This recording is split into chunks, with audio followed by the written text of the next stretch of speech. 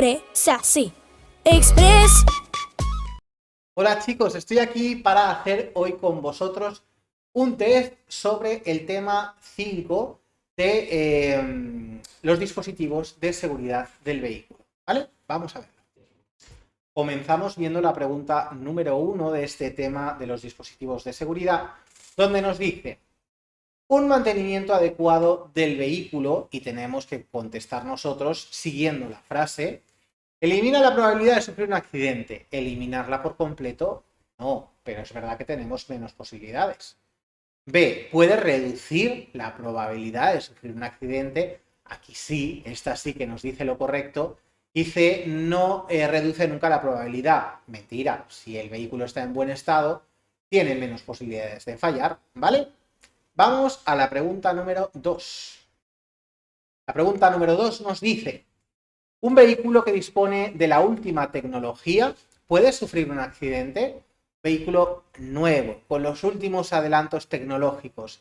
Sí, cuando no se hace un uso adecuado de ese vehículo. O sea, tú puedes tener un vehículo muy adelantado, pero si no te comportas bien, no vas a la velocidad adecuada, no estás atento a la circulación, evidentemente que también puedes tener un accidente. Pregunta número 3. ¿El reposacabezas es un elemento de...? Vale, el reposacabezas, aunque se llame así, no es para llevar la cabeza reposada, ¿vale? Apoyada, sino que el reposacabezas está detrás de nuestras cabezas para evitar el latigazo cervical. Eso sucede cuando tenemos un accidente y el cuello se mueve de esta forma, ¿vale? Entonces tenemos posiblemente un esguince cervical que se llama latigazo cervical. Si tenemos algo donde la cabeza se puede apoyar en el momento del retroceso, pues ya no existe un movimiento tan grande que nos pueda hacer tanto daño, ¿vale? Así que es un elemento de seguridad pasiva porque actúa cuando ya el accidente ha sucedido para que nos hagamos el menor daño posible, ¿ok? Pregunta número 4. ¿El casco se puede incluir en los elementos de seguridad? Sí, de seguridad pasiva. ¿Por qué de seguridad pasiva? Porque el casco, mientras no te caigas de la moto o no tengas un accidente, el casco no hace nada. ¿Cuándo forma parte de la seguridad? En el momento en que tú tienes el accidente y no te golpeas directamente la cabeza, sino que el golpe lo recibe el casco. Y eso es lo que muchas veces te puede salvar la vida, ¿vale? Por eso está incluido en la seguridad pasiva, para intentar hacernos el menor daño posible cuando ya el accidente ha sucedido. Pregunta número 5. Los frenos. ¿Los frenos son un dispositivo de seguridad activa? Sí. ¿Por qué? La seguridad activa es la que intenta que no tengamos el accidente. Y los frenos lo que van a hacer es evitar los accidentes en muchos casos, porque paran el vehículo a tiempo, ¿no? Si nosotros pisamos el freno a tiempo. Bien, pues por eso, como intentan evitar el accidente, son dispositivos de seguridad activa. Pregunta número 6. ¿El alumbrado se considera un sistema de seguridad del vehículo? Sí, de seguridad activa. Y vosotros vais a decir, ¿el alumbrado? ¿Las luces? ¿Por qué? Pues por dos motivos. Primero, hacen que yo vea mejor, ¿vale? Así que evitan un accidente por falta de visibilidad. Y por otro lado, hace que los demás también me puedan ver mejor en la oscuridad, porque las luces de mi coche están encendidas, y con los intermitentes ayudo a que los demás puedan entender mis movimientos o maniobras antes de que los haga. Así que evidentemente por todo eso evito muchos accidentes, ¿vale? Seguridad activa. Pregunta número 7. Cuando la luz que proyecta el sistema de alumbrado de un vehículo es demasiado baja, ¿qué puede ocurrir? Que el conductor tarde más tiempo en percibir cualquier obstáculo que pueda haber en la calzada. Yo tengo los faros encendidos, pero los faros de mi vehículo, por algún motivo, a lo mejor me he equivocado de bombillas, alumbran poco, ¿vale? O alumbran más hacia abajo y menos espacio.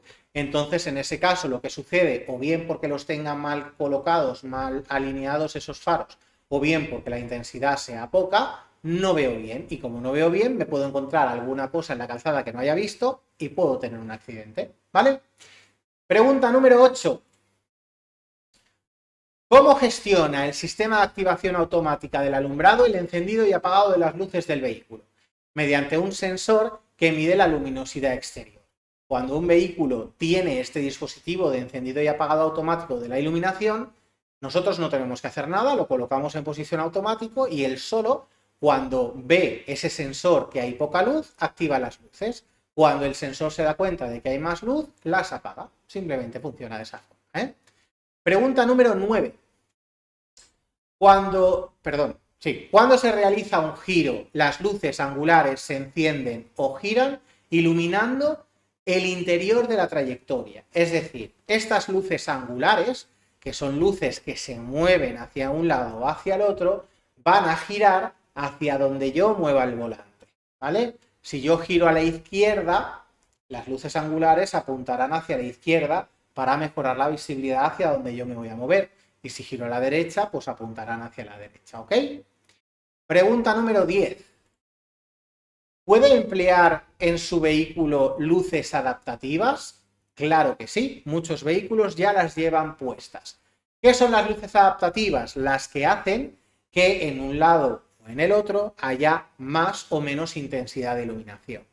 Si yo, por ejemplo, voy a girar a la izquierda y llevo las luces de largo alcance conectadas, la luz de la izquierda, que es la que puede deslumbrar más al sentido contrario, aflojará su intensidad para intentar que no haya un deslumbramiento, ¿vale?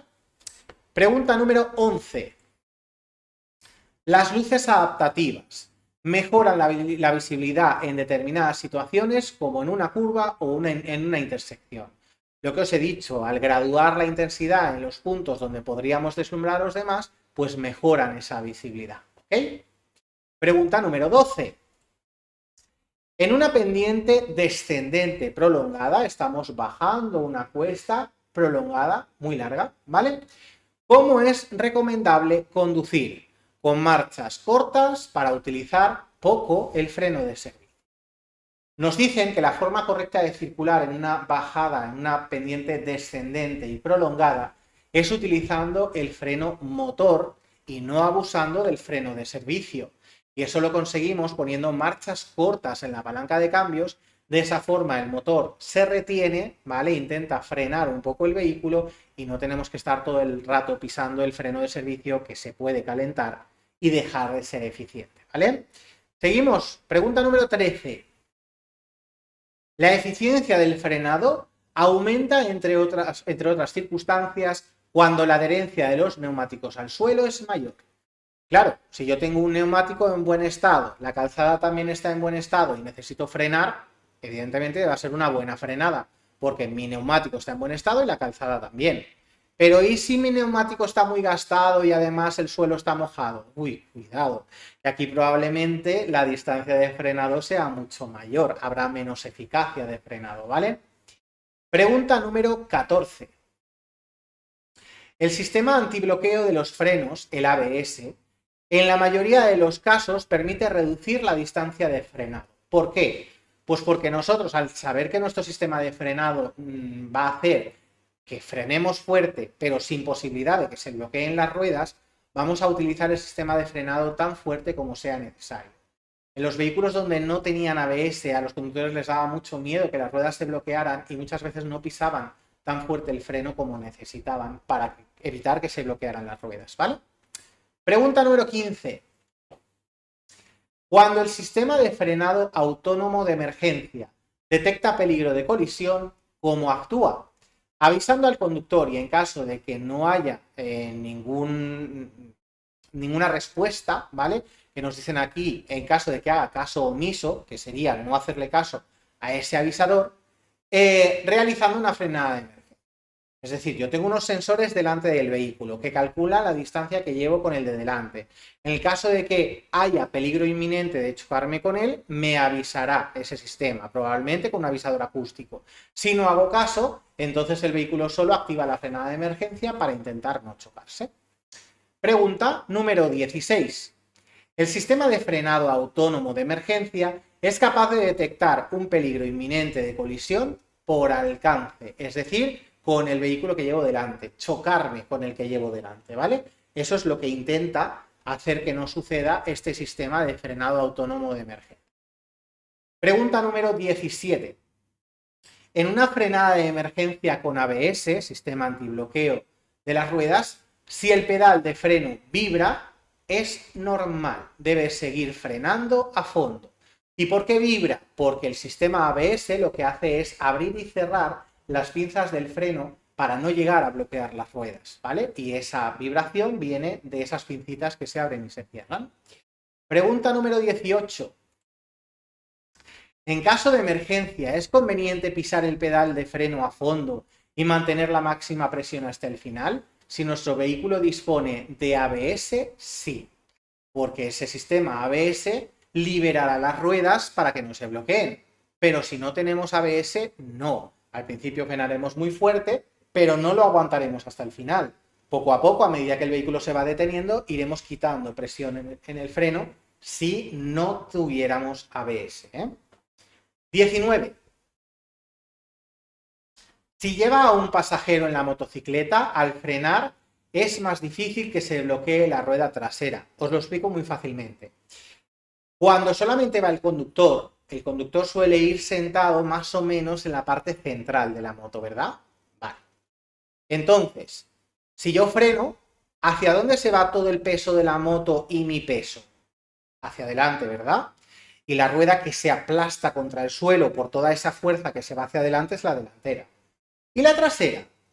¿No habéis visto algún vídeo o incluso en alguna película como una moto frena o incluso una bici frena muy fuerte y se le levanta la parte trasera? Si la rueda de atrás prácticamente no tiene peso que la haga pegarse al suelo, dejará de rodar, se para más fácilmente, se bloquea o incluso se puede llegar a elevar. Pero si detrás yo llevo a un pasajero, ese pasajero descarga todo su peso encima de la rueda trasera. Es más fácil que suceda todo esto, tanto que se bloquee la rueda como que se pudiera levantar la parte de atrás, ¿vale? Pregunta número 20. Mientras circula se produce un fallo en el sistema de frenado. ¿Qué debe hacer? ¿Cómo nos tenemos que comportar si hay un fallo en los frenos? Soltaremos el acelerador, evidentemente, y reduciremos la velocidad con el freno motor. ¿Y cómo reduzco la velocidad con el freno motor? Pues si voy en quinta, en cuarta y detecto el fallo de los frenos, voy bajando de marchas. Cuarta, tercera, segunda, primera si hace falta, y el vehículo con marchas más cortas pues irá bajando de velocidad, ¿ok? Pregunta número 21. El aviso de frenada de emergencia o EBD consiste en que cuando el conductor pisa el pedal del freno de manera potente y rápida, ¿qué sucede? ¿Cómo funciona este sistema? Se produce un rápido parpadeo de las luces de frenado. Si nuestro vehículo dispone de este sistema, yo piso muy fuerte el freno porque es una frenada de emergencia y las luces de freno, en vez de mantenerse en rojo fijo, se encienden y se apagan, ¿vale? Rápidamente. Eso hace que el vehículo que va detrás mío diga, uy, ¿qué pasa ahí? ¿Qué es eso? Ya le está llamando la atención y le está diciendo, cuidado conmigo, ¿De acuerdo? Siguiente, pregunta número 22. ¿Qué elementos del vehículo requieren una mayor supervisión por parte del conductor? Los neumáticos. Si os preguntan, ¿cuál es la parte del vehículo o cuál es el sistema del vehículo que más puede fallar? Los neumáticos. ¿Qué parte del vehículo tengo que entonces revisar más frecuentemente? Los neumáticos, porque son los que más fallan, ¿vale? Pregunta número 23. ¿Está permitido montar neumáticos con índice de carga o código de velocidad distinto al recomendado por el fabricante? Sí, son dos cosas que cuando yo cambio el neumático y lo cambio por otro nuevo, se me permite cambiar, ¿vale? Puedo coger un neumático que lo tenga diferente, pero el neumático nuevo tiene que tener un índice de velocidad o un código de... índice de carga o código de velocidad superiores al del neumático anterior. Es decir, yo puedo comprar un neumático mejor que el que tenía antes, pero nunca peor. ¿De acuerdo? Pregunta número 24. ¿Qué indica la palabra tubeless? La palabra tubeless escrita en el lateral del neumático nos dice que es un neumático sin cámara. ¿Qué significa eso? Pues que dentro de esa llanta y de ese neumático no hay nada que pueda reventar. porque si yo tengo dentro de la cámara una cámara, dentro del neumático una cámara, y se pincha, esa cámara podría reventar, ¿vale? Y se podría ir el aire rápido. Pregunta número 25.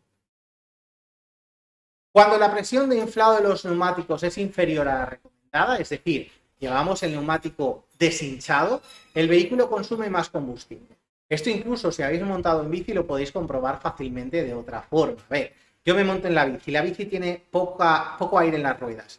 Intento pedalear, me cuesta muchísimo trabajo pedalear, mucho más que si las ruedas estuvieran bien hinchadas. En el coche pasa lo mismo. Al motor le cuesta mucho mover ese coche con las ruedas deshinchadas, entonces va a consumir más combustible, ¿vale? Pregunta número 26. Cuando un neumático tiene mucho aire, ¿qué ocurre? Bueno, esto es la parte contraria, ¿vale? Si está muy hinchado, se agarra peor a la calzada. Cuando el neumático está muy hinchado, las partes de los laterales de la banda de rodamiento prácticamente no tocan el suelo. Solamente tocaría la parte central. Si ocurre durante mucho tiempo, veremos como el neumático se gasta solo en el centro y no por los lados. Eso hace entonces que tengamos menos agarre, ¿vale? Pregunta número 27. La profundidad mínima de las ranuras principales de la banda de rodamiento de los neumáticos de un turismo debe ser, aquí nos están preguntando por la profundidad de las ranuras principales. Cuando miréis una rueda, los surcos principales son los que son más profundos y más anchos, ¿vale? Ahí tenemos que llevar un mínimo de profundidad de 1,6. Con menos de 1,6 no se puede circular. ¿En todos los vehículos? No. Nos están hablando aquí de profundidad en los turismos. Si nos vamos a las motocicletas, que cuidado, a veces os lo preguntan, en las motocicletas no es obligatorio el mínimo de 1,6, pero sí que nos lo recomiendan, ¿ok? Pregunta número 28. Los surcos que hay en la banda de rodadura de los neumáticos del vehículo deben garantizar un buen drenaje de agua hacia atrás y hacia los laterales. Cuando el neumático pisa el agua que se encuentra en la calzada, el agua tiene que salir de debajo del neumático para que el neumático siga tocando el suelo. ¿Y hacia dónde se la llevan esos surcos? Los surcos están diseñados para que el agua salga hacia atrás y hacia los lados, ¿vale? Pregunta número 29. ¿Cuál es la profundidad mínima de las ranuras principales de la banda de rodamiento en una motocicleta? Aquí tenéis la pregunta que os había dicho que muchas veces sale en los test. Las motocicletas no están obligadas a tener una profundidad mínima en sus ruedas, pero se aconseja que esa profundidad no sea menor de 1,6. En el caso de las motos, el 1,6 mínimo de profundidad es un consejo. Pero en el caso de nuestros turismos no se puede circular con menos de 1,6 de profundidad en las ranuras principales, ¿vale? Pregunta número 30. ¿Es aconsejable cambiar los neumáticos del vehículo al menos cada 5 años? Vale, os explico. Los neumáticos, como hemos dicho, son una de las cosas que más frecuentemente tenemos que revisar, ¿vale? Cada 2 o 3 días deberíais de darle un vistazo, que estén bien inflados, que no veáis ninguna marca, que los veáis en buen estado.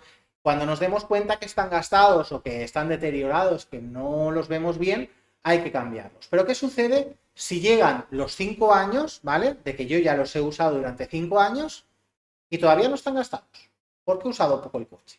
¿Puedo seguir utilizando ese neumático? No debería, ¿vale? Porque ese neumático, cuando tiene más de 5 años, la goma envejece, se vuelve quebradiza, es más fácil que reviente, que le salgan cortes, entonces ya no es un neumático que sea seguro. Ok, es decir que los neumáticos, chicos, caducan, ¿vale? A los 5 años los neumáticos caducan. Bueno, pues hasta aquí este tema de los dispositivos de seguridad del vehículo. Hemos terminado de ver las preguntitas que podríamos tener en este tema y nos vemos en otro vídeo.